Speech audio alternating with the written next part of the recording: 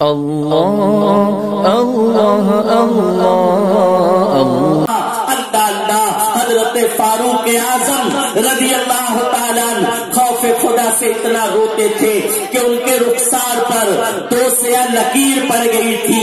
جب وہ چلتے تھے تو ننھے ننھے بچوں سے کہتے تھے عمر کے لیے مغفرت کی دعا کرو، عمر کے لیے دعائیں مغفرت کرو، جن پہ جنت واجب ہے ان کا یہ حال ہے. حضرت فاروق اعظم رضی اللہ تعالیٰ عنہ کا کو جب زخم لگا نماز فجر کے وقت مسجد نبوی شریف میں مصلی امامت پر وہ زخمی کیے گئے، جب ان کی شہادت کا وقت قریب آیا تو انہوں نے وصیت فرمائی عمر کو قیمتی کفن نہ دینا. لوگوں نے عرض کیا یا امیر المومنین آپ ایسا کیوں فرما رہے ہیں قیمتی کفن نہ دینا؟ تو فرمایا سنو، اگر عمر کے نام اعمال اچھے نہیں نکلے تو جو تم دو گے اسے مٹی قبر کی مٹی کھا جائے گی، اس لیے قیمتی کفن نہ دینا. اور اللہ کا فضل رہا عمر کے نام اعمال اچھے رہے تو جو تم دو گے میرا مولا اس سے بہتر عطا فرمائے گا. بتاؤ مسلمانوں فکر آخرت کتنی ہے. رب کی بارگاہ میں جواب دینے کا تصور حضرت فاروق اعظم رضی اللہ تعالیٰ میں کس قدر نظر آتا ہے.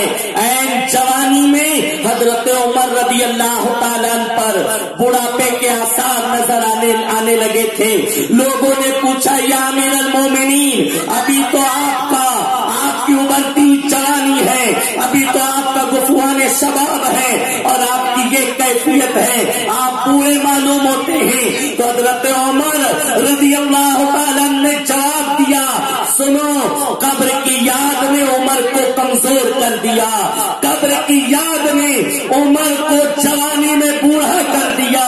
یہ کس کی کیفیت ہے مسلمانوں؟ جو عشرہ مبشرہ میں سے ہیں، جن پہ جنت واجب ہے، جو اس خلفائے راشدین میں دوسرے خلیفہ ہیں، وہ عمر جن کی رائے پہ قرآن اترتا ہے، وہ عمر میرے آقا نے فرمایا جہاں عمر ہوتے ہیں حق عمر کے ساتھ ہوتا ہے. لیکن ذرا سوچو مسلمانوں، وہ اللہ سے اتنا ڈرتے ہیں، خشیت ربانی ایسی ہے. خود حضرت علی مشکل کشا رضی اللہ تعالیٰ اتنا روتے تھے رات کے اندھیرے میں، وہ روتے نہیں تھے کراہا کرتے تھے. ان کے پڑوسیوں کا بیان ہے، ساتھ والوں کا بیان ہے، رات کے اندھیرے میں جب علی کراتے تھے تو ایسا لگتا تھا کسی سانپ نے، زہریلے سانپ بچھو نے علی کو ڈس لیا ہو. یہ کرانے کی کیفیت ہوتی تھی. یہ کن لوگوں کی کیفیت ہے مسلمانوں؟ جنت جن کا خیر مقدم کرنے کے لیے منتظر ہے، یہ ان کا حال ہے. لیکن ہمیں اللہ اکبر اللہ کے خوف سے رونے کی توفیق نہیں، اپنے گناہوں پر نادم ہو کر ندامت کے آنسو بہانے کی توفیق نہیں. فلم میں کوئی درد بھرا مصنوعی منظر آ جائے، ٹی وی کے سیریل میں ساس بہو کا سیریل کوئی چل رہا ہو، اس میں اگر کسی پر کوئی زیادتی ہو جائے تو ہماری بہنوں کی چیخیں نکلتی ہیں، آنکھیں اشکبار ہوتی ہیں، آنسو پوچھتی نظر آتی ہیں. اللہ اللہ مصنوعی منظر دیکھ کے تو تم رو رہے ہو، اپنے گناہوں پر کب رو گے؟ اللہ کو کب مناؤ گے؟ اسی حالت میں دنیا سے چلے گئے اور رب نے کہا محاسبہ فرمایا. تو بتاؤ مسلمانوں رب کی بارگاہ میں کیا جواب دو گے؟ اذان ہو رہی ہے کان پہ چوں تک نہیں رینگتی، نہ نماز کی توفیق ہے، نہ مسجد کی جانب ہمارے قدم بڑھتے نظر آتے ہیں.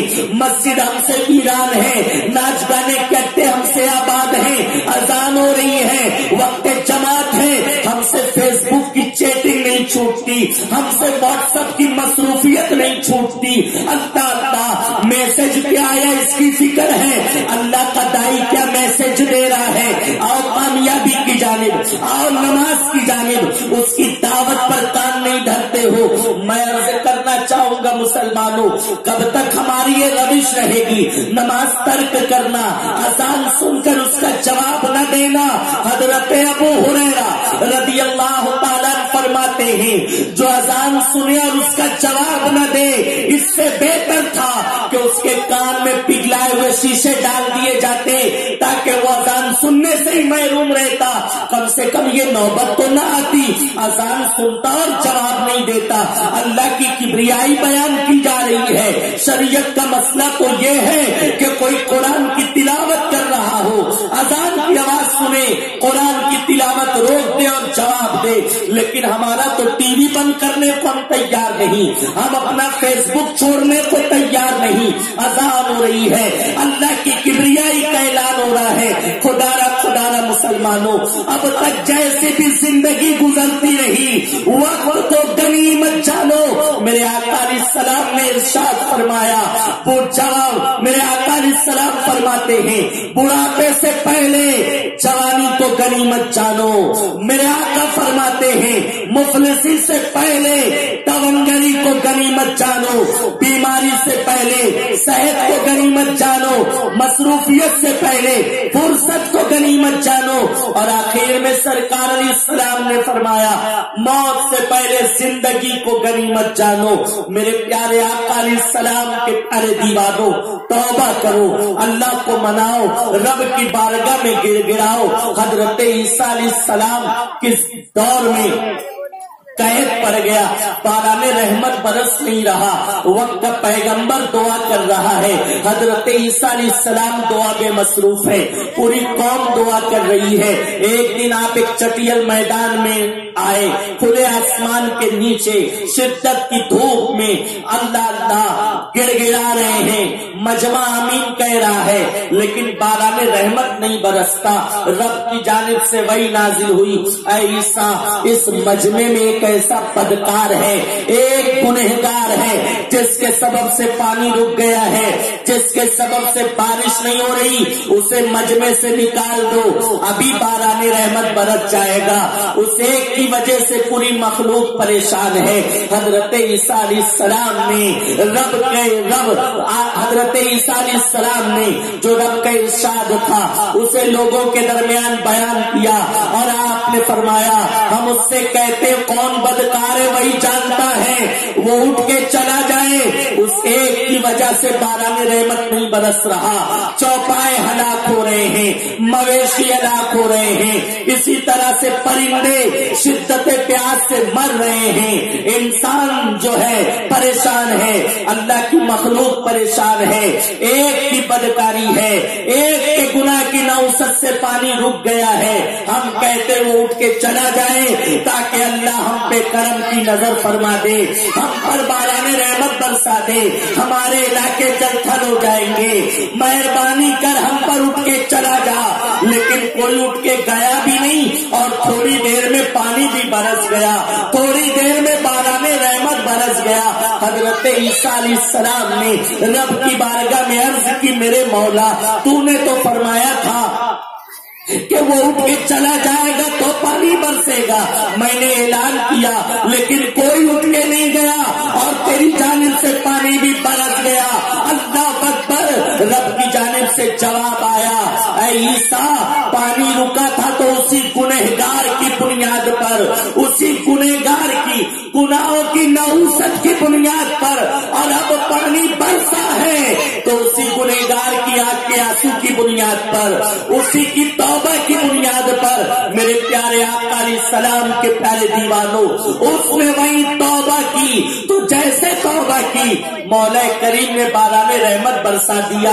تو ذرا سوچو مسلمانوں، گنہگار کی آنکھ کا آنسو اللہ کے نزدیک کتنی عزت رکھتا ہے، وہ اپنے اندر کتنی قوت رکھتا ہے۔ دل تاریک ہو چکا ہو لیکن بندہ نادم ہو جائے، دل سیاہ ہو چکا ہو، بندہ ایک مرتبہ سچی توبہ کر لے تو اس کی آنکھ سے بہنے والا آنسو اپنے اندر وہ قوت رکھتا ہے کہ اس کا پورا دل منور کر دیتا ہے، پورے دل کی سیاہی آنسو کا ایک قطرہ دور کر دیتا ہے۔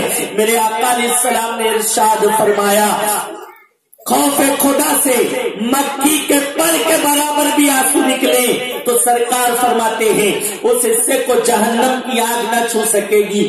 یہی وجہ ہے صحابہ کرام، تابعین، انعام یافتہ بندے رضوان اللہ تعالی عنہم اجمعین جب خشیت ربانی سے روتے تھے تو ان کی کیفیت یہ ہوتی تھی کہ اللہ جب آنسو بہتے تھے تو آنسو کو اپنی ہتھیلی پہ مل لیتے تھے اور پوری ہتھیلی اپنے جسم پر پھیرتے تھے تاکہ اس آگ کے آنسو کی تری سے پورا جسم متاثر ہو جائے اور ہمارا پورا جسم جہنم میں جانے سے بچ جائے. اللہ یہ گنہگار کی آنکھ کا آنسو کا مقام و مرتبہ ہے، لیکن ذرا محاسبہ تو کرو کتنا دن ہوا ہمیں گر گیا ہے، کتنا دن ہوا ہمیں خوف خدا سے آنسو بہائے، کتنے ہفتے گزرے، کتنے مہینے گزرے، کتنے سال گزرے، اللہ کو منانے کی توفیق نہیں. رات کے 2-2:30 بجے تک ہمارا نوجوان ہوٹلوں پہ بیٹھے گا، موبائل کا مس یوز کرے گا، غلط استعمال کرے گا، اور ماد اللہ رب العالمین نہ نماز فجر کی توفیق ہے نہ اللہ کو منانے کی توفیق ہے. پلٹو مسلمانوں، اللہ کی اطاعت کی جانب آؤ، اس کی اطاعت کی رسی کو مضبوطی سے تھام لو، اللہ کو